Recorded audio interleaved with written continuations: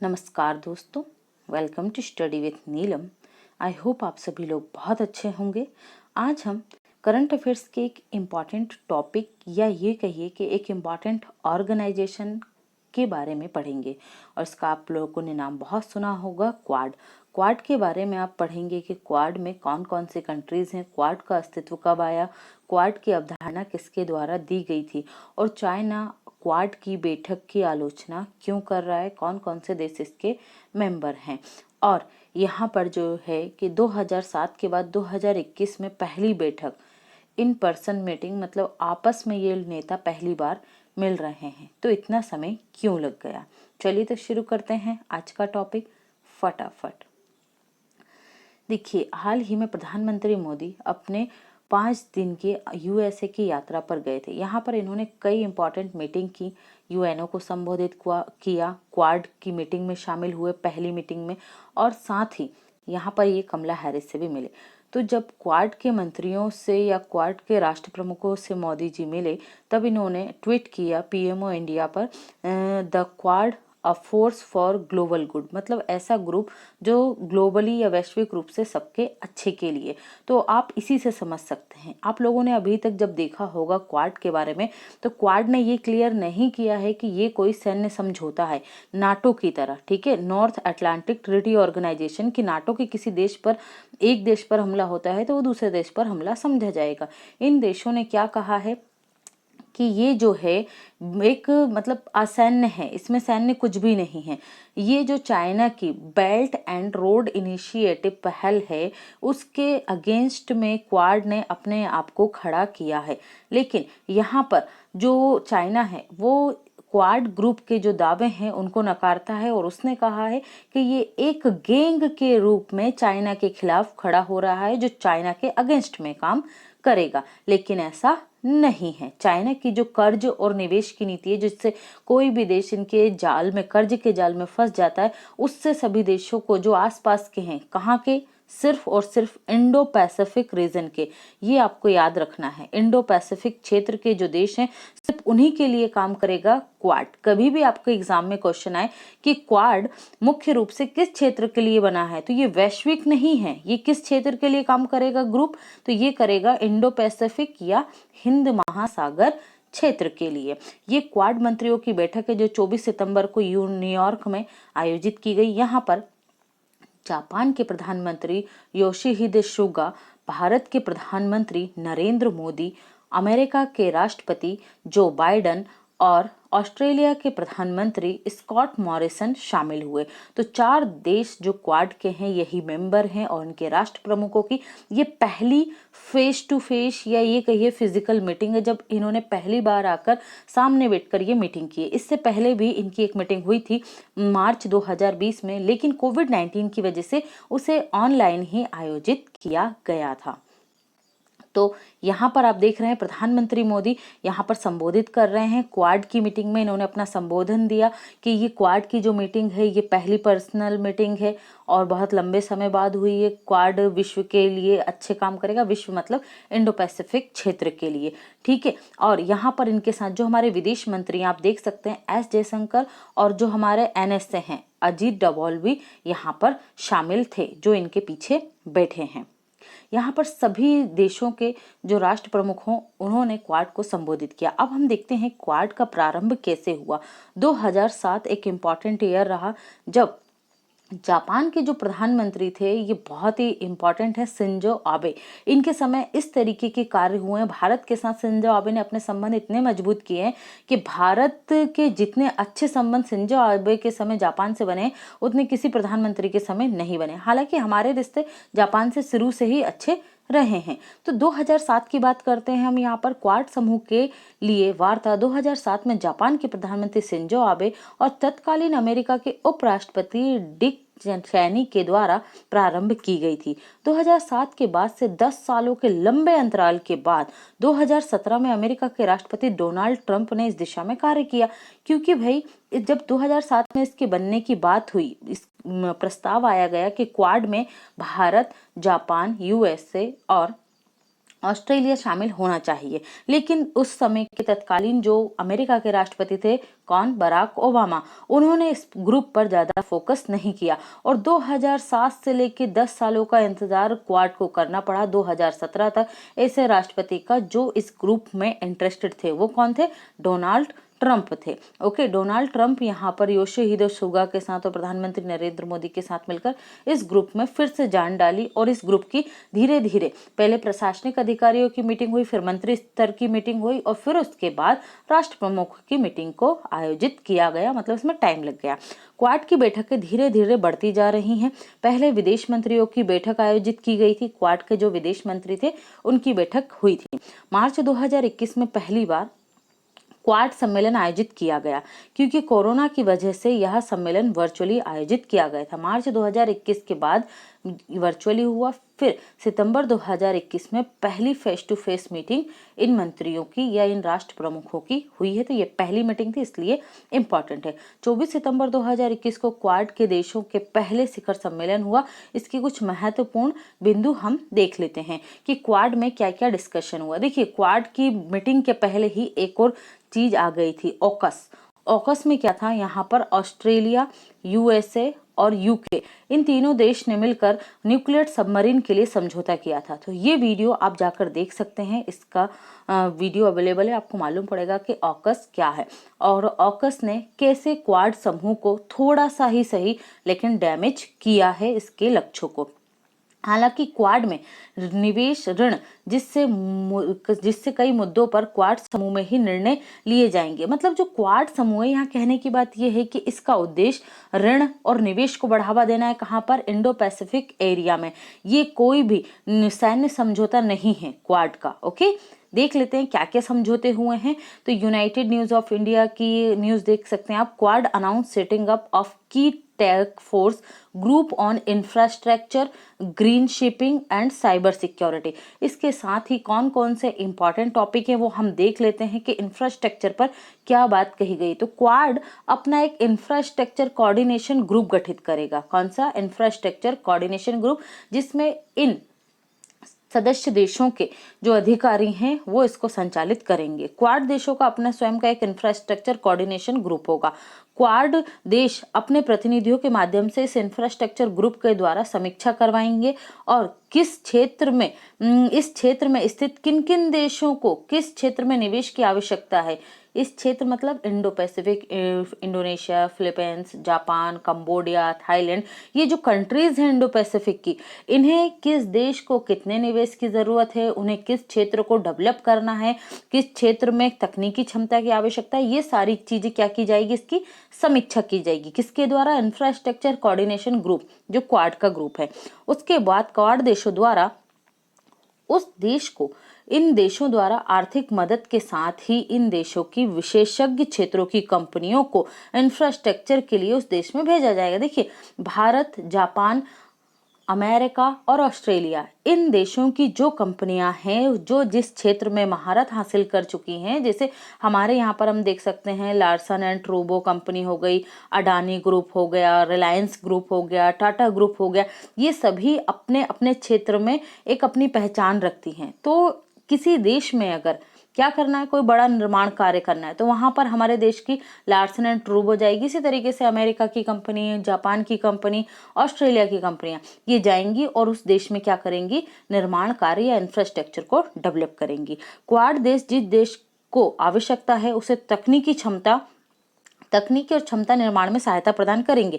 देखिए, सिर्फ पैसे की मदद से कोई भी देश डेवलप नहीं हो सकता कि आपने उसे आर्थिक मदद दे दी और वो डेवलपमेंट कर लेगा, क्योंकि इंटरनली ये छोटे कंट्रीज हैं, इनमें बहुत ज्यादा करप्शन पाया जाता है। करप्शन की वजह से डेवलप नहीं हो पाते। तो इन्हें तकनीकी और क्षमता निर्माण में भी सहायता प्रदान करेंगे, जिससे ये अपनी खुद की कैपेसिटी बिल्डअप कर सके, निर्भरता ना रहे, जिससे वह देश मात्र आर्थिक सहायता पर ही निर्भर ना रहे। क्वाड इंफ्रास्ट्रक्चर कोऑर्डिनेशन ग्रुप यह संपूर्ण दक्षिण पूर्व एशिया, दक्षिण चीन सागर के आसपास के देशों को अपनी तकनीकी, आर्थिक और क्षमता निर्माण में सहायता प्रदान करेगा। तो कौन कौन से हैं दक्षिण पूर्व एशिया के देश, देखिए यहाँ पर भारत देख सकते हैं आप, जापान देख सकते हैं, और ये है आपका यूएसए और ये है ऑस्ट्रेलिया। तो ये जो एरिया है इतना, इस एरिया से लगे जितनी भी कंट्रीज हैं, मुख्य रूप से यहाँ की कंट्रीज, इन्हें इस ग्रुप के द्वारा सहायता प्रदान की जाएगी। जैसे China belt and road initiative के तहत पाकिस्तान और श्रीलंका ताजा एग्जाम्पल देख सकते हैं, और भी मध्य एशियाई कुछ कंट्रीज हैं जहां पर क्या करता है, पैसा निवेश करता है, चाइना की कंपनीज जाती हैं वहां पर, पुल बनाती हैं, सड़कें बनाती हैं, ओवर ब्रिज का निर्माण करती हैं, ट्रेन का निर्माण करती हैं। तो इस तरीके से इन देशों की जो कंपनियां हैं वो भी जाएंगी, निवेश करेंगी, जिससे इस क्षेत्र के जो देश हैं उनकी चीन पर निर्भरता को खत्म किया जा सके। कम नहीं करना है, खत्म करना है। अभी धीरे धीरे इस दिशा में क्वाड समूह आगे बढ़ेगा। दक्षिण पूर्व एशिया में स्थित विभिन्न देशों को क्वाड समूह के देशों द्वारा लगभग 48 बिलियन डॉलर की राशि पिछले 6 वर्षों में दी गई है। दक्षिण पूर्व एशियाई देशों में मतलब यहाँ पर आप बात कर सकते हैं इंडोनेशिया, फिलीपींस, कंबोडिया, ठीक है। इन देशों में इन क्वाड कंट्रीज के द्वारा कितने बिलियन, 48 बिलियन डॉलर की राशि दी जा चुकी है पिछले 6 वर्षों में।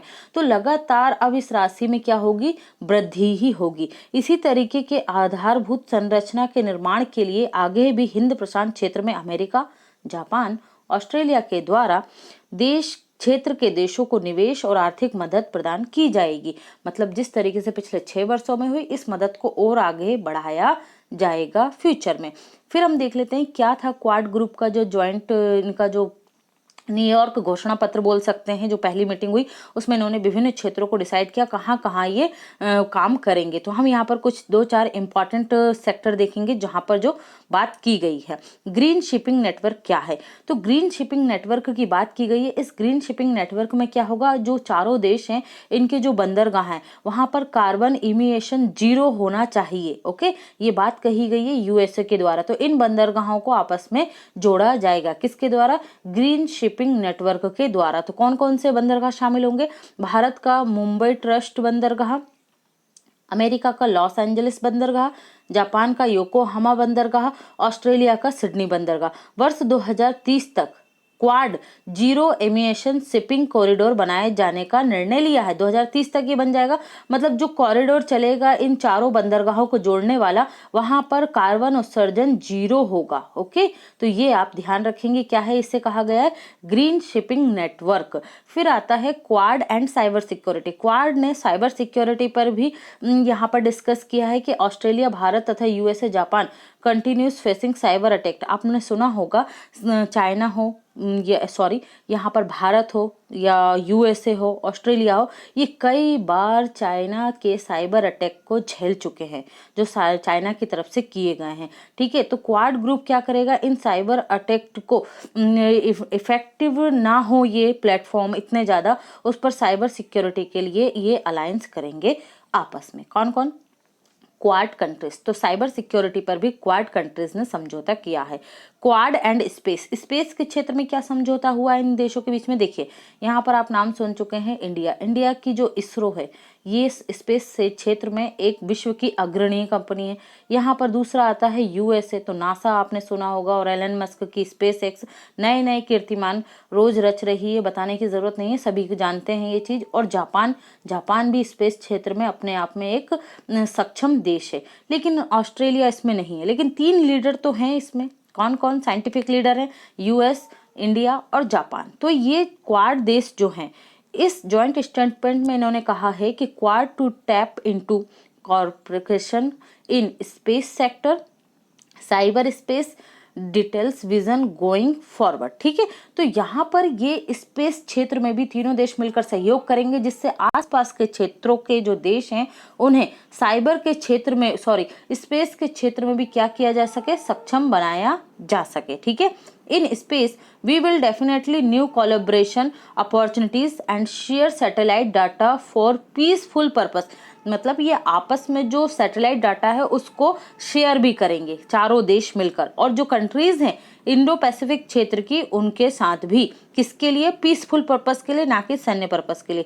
सच एज मॉनिटरिंग क्लाइमेट चेंज को मॉनिटर करने के लिए, डिजास्टर रिस्पॉन्स, क्योंकि आपको पता होगा इंडो पैसिफिक में जापान हो, इंडोनेशिया हो, ठीक है, यहाँ पर बाढ़, तूफान, चक्रवात की स्थिति हमेशा बनी रहती है। तो disaster response and preparedness, sustainable uses of oceans, और ये बहुत इंपॉर्टेंट है। जो ग्रीन शिपिंग हमने देखी है उसमें ये भी एक पॉइंट है कि सस्टेनेबल यूज होना चाहिए ओशियंस का। ये आपने प्रधानमंत्री के भाषण जो उन्होंने यूएनओ में दिया है उसमें भी आपने सुना होगा कि उन्होंने बोला है कि जो ये अनलिमिटेड यूज हो रहा है हमारे समुद्री क्षेत्र का इलीगल तरीके से जैसे चाइना कर रहा है, तो इसको कैसे बनाना होगा, हमें सस्टेनेबल यूज बनाना, जितनी हमारी जरूरत है उतना उपयोग करना है, हमें ओशियंस को बचा के रखना है, महासागरों की सुरक्षा प्रदान करनी है। and marine resource and on responding to challenges in shared domains, quad leaders said in statement। तो यहाँ पर आपको समझ में आ गया होगा कि क्वाड लीडर्स जो हैं ये इन टॉपिक्स पर भी सीरियस हैं, क्योंकि भाई दक्षिण चीन सागर में चाइना ही एक कंट्रीज है जो क्या कर रहा है, महासागरों का अनियमित उपयोग कर रहा है और अपना अधिकार जमा देता है, ठीक है। 9 डैश लाइन के तहत ये हमेशा झगड़ा करता रहता है इन देशों से लगे हुए, तो ये अब चीन को ही चैलेंज है, ठीक है, क्वाड के द्वारा। तो क्वाड का फुल फॉर्म क्या होता है, द क्वाड्रिलेटरल सिक्योरिटी डायलॉग, की भी आपको पता होना चाहिए। फिर यहाँ पर देखते हैं Quad fellowship program, all you need to know, ठीक है। यहाँ पर क्वाड फेलोशिप क्या है प्रोग्राम, तो यहाँ पर जो क्वाड की चारों कंट्रीज हैं ये आपस में क्या करेंगी, अभी चारों देश के जो मतलब इंटरेस्टेड जो स्टूडेंट्स हैं, ठीक है, वो 25-25 चारों देश के मतलब टोटल 100 ये अमेरिका की जो स्टेट ऑफ आर्ट यूनिवर्सिटीज हैं उनमें जाकर फेलोशिप के माध्यम से पढ़ाई शुरू कर सकेंगे, फेलोशिप दी जाएगी, ठीक है। तो अभी ये 1000 है, इन फ्यूचर इसे बढ़ाया जाएगा धीरे धीरे, क्योंकि क्वाड अभी क्या कहेंगे हम इसे कि अभी इसने चलना शुरू किया है, अब आगे जाकर इसके जो प्रोग्राम होंगे, जो समझौते होंगे वो और ज्यादा बढ़ते जाएंगे। तो ये भी आप याद रखेंगे किस क्षेत्र में होगी ये फेलोशिप, तो ये स्टूडेंट के लिए science, technology, engineering and mathematics में दी जाएगी। कहाँ पर, यूनाइटेड स्टेट ऑफ अमेरिका में। तो ये याद रखेंगे आप।